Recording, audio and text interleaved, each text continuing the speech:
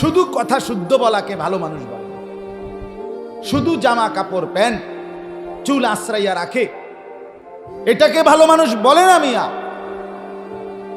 হালাল হারামের পার্থক্য যার মধ্যে নাই, সুদ ঘুষ মিথ্যা চুরি দুর্নীতি ডাকাতি, নারী পুরুষের অবাধ, পর্দার কোনো এহতেমাম নাই, দিন শরীয়তের কোনো গুরুত্ব নাই, সে ভালো মানুষ হতে পারে না। আল্লাহ তাআলা কোরআনে বলছে, আমি কোরআনের ভাষায় আমরা মানি, আপনার ভাষায় না। আল্লাহ তাআলা তাদেরকে ভালো মানুষ বলে নাই। আল্লাহ তাআলা বলছে এরা শাররুন নাস, নিকৃষ্ট মানুষ, নিকৃষ্ট মানুষ। পবিত্র মানুষ তারা যারা মালিকের গোলামি করে, আল্লাহর গোলামি করে। এজন্য বাপ আমার, দয়া করে নিজের উপরে রহম করেন, নিজের ভালো করেন, নিজের কল্যাণ করেন, আল্লাহ তাআলার দিকে নিজেকে ফেরান, আল্লাহর দ্বীনের দিকে নিজেকে ফিরান। এই আপনাদেরকে বলল, পৃথিবী দিন দিন অস্থিরতা বাড়বে, আরো বাড়বে বাপ। আজ এই দল, কাল সেই দল, আজকে এই ইস্যু, কালকে আরেক ইস্যু। বুঝেন নাই কথাটা? পেরেশানি বাড়বে, অস্থিরতা বাড়বে, মানুষ খুব বেশি, মানুষ প্রত্যেকেই এখন সবাই গায়ের জোর, সম্পদের জোর, কম বেশ বড়াই সবাই করতেছে। কেউ কাউরে ছাড়তে রাজি না, মনে হয় কারো মধ্যে কারো প্রতি সম্মান বোধ, ধৈর্য, সহ্য কিচ্ছু নাই, কিচ্ছু কিচ্ছু না।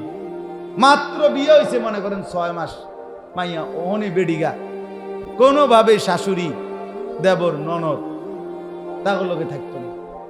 6 মাসে এবড়ি অধৈর্য। আরে 6টা মাস গেল না আমনে না, সাফ কথা, আলাদা থাকবা কিনা বলো, কথা বলেন না। এত তাড়াতাড়ি বলে বলে আজকে 30 বছর মেহনত করছি, 10 বছর পরে কইছি আর পারতেছি না, তো একটা মন্ডারে বুঝাইলাম, কিরে ভাইয়া অসহিষ্ণু মানুষ, অসহিষ্ণু বেচারা তো আশায় আশায় ছিল, বাপ মা খুব বড় হইতেছে, বড় হইতেছে, পয়সা কামাইতে আছে, বিয়া করাইছে, কি কষ্ট কইরা আম্মা। বিয়ার 1 বছরের মাথা স্বপ্ন ভঙ্গ, জায়গা দেখে যে স্বপ্নে বড় করছিল, যে স্বপ্নে ঘরে সন্তানটাকে এতদিন লালন পালন করে, সেই সন্তান আর তার না, সে এক নারীর হাতে বন্দী হয়ে গেছে। সে অল্প কিছু দুনিয়ার লোভে আটকায় গেছে।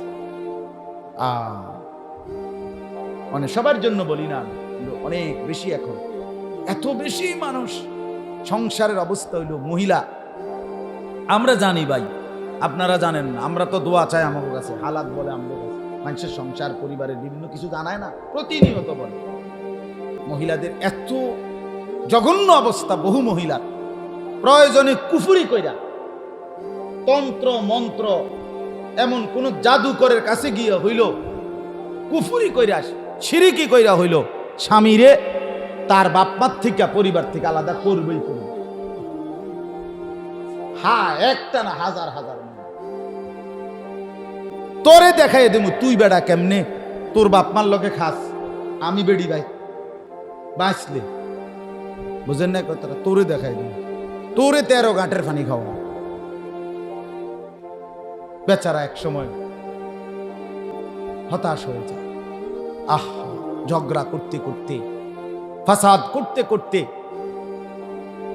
এক সময় সব এলোমেলো হয়ে যায়, লন্ডভন্ড হয়ে যায়, কিচ্ছু আর পায় না। না মায়ের আদর পাইছে, মার দোয়া পাইল, শেষ পর্যন্ত যেই নাফরমানরে নারাজ রাজি করলো, অয়ও নারাজি হল। আল্লাহর কথা এটা, রাসূলুল্লাহর হাদিস। আল্লাহর হুকুম বাদ দিয়া, আল্লাহকে বাদ দিয়া, দিন বাদ দিয়া যে কোনো মাখলুককে আল্লাহকে বাদ দিয়ে সন্তুষ্ট করে, খোদার কসম নবী বলছে, আল্লাহর ওয়াদা, বান্দা আমি তোকে অচিরেই ওই বান্দাকে দিয়ে কষ্ট দেব, তোরে কষ্ট দেব। হ্যাঁ, যে ছেলেকে আহলাত করে ছেড়ে দিছে মা বাপ, ওই ছেলেই কষ্ট দিবে, প্রতিদিন কষ্ট দিবে, অচিরেই কষ্ট দিবে। মনে করছে যাক আল্লাহ করে তারে বিদেশ পাঠাই দিবে, তারপরে এরপরে আপনার পরিচয় থেকে আলাদা হয়ে গেল। আল্লাহ আমাদেরকে বুঝার তৌফিক দান করেন। এই জন্য আমার ভাই, আমার বন্ধু, আমি এই এক কথা দিবানিশি বলতেছি, বলি আর কি বলতাম। মানুষের এই পেরেশানি দেখলে শুনি, নিজের অহরহ ঘর পরিবার অস্থির, ছেলেটা কথা শুনে না, মেয়েটা পর্দা করে না, বউয়ে স্বামীর নিয়ন্ত্রণে নাই। ওফো, এ কেমন জিন্দগি, এ কেমন জীবন।